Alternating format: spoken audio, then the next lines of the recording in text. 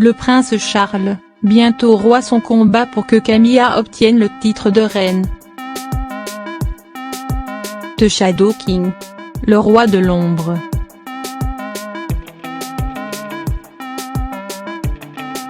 Plus qu'un surnom, c'est la fonction qu'il exerce, avec l'assentiment de sa mère Elisabeth I, reine vieillissante, depuis bientôt une décennie.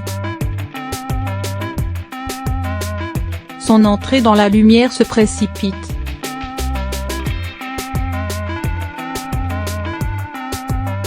Le prince Charles, régent d'ici 3 ans /. C'est la théorie de Robert Jobson, auteur de la biographie Charles à Sovanti, tout, Hop Andréam.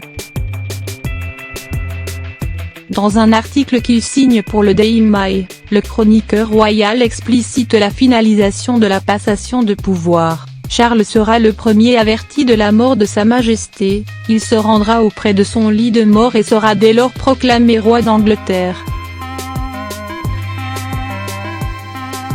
Ses fils, les princes William et Harry, devront lui baiser la main.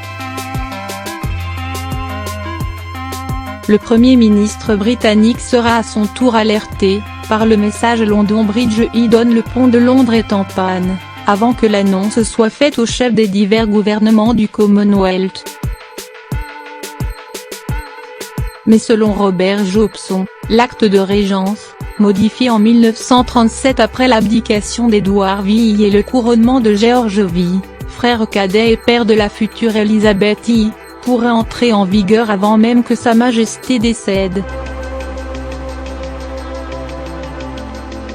Selon les dernières modifications de l'acte, l'héritier direct d'un souverain peut en effet monter sur le trône si ce dernier n'a plus la capacité physique ou mentale de tenir ses obligations monarchiques. Dans les faits, Charles assure déjà plus de 600 déplacements par an et officie 14 heures par jour.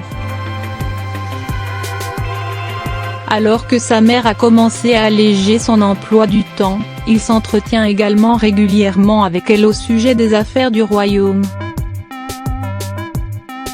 Reste le cas Camilla.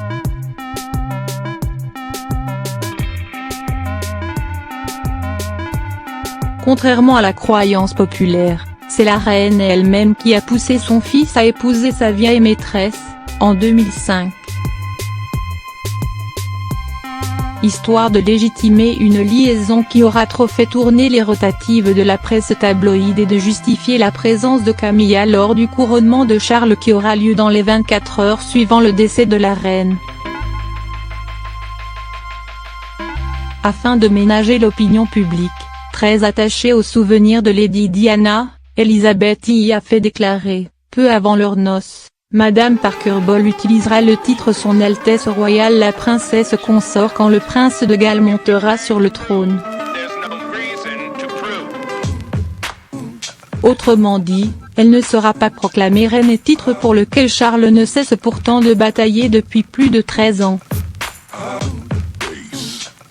Parmi les arguments rationnels du prince tenace, tout autre titre décerné à son épouse amoindrirait son autorité de roi.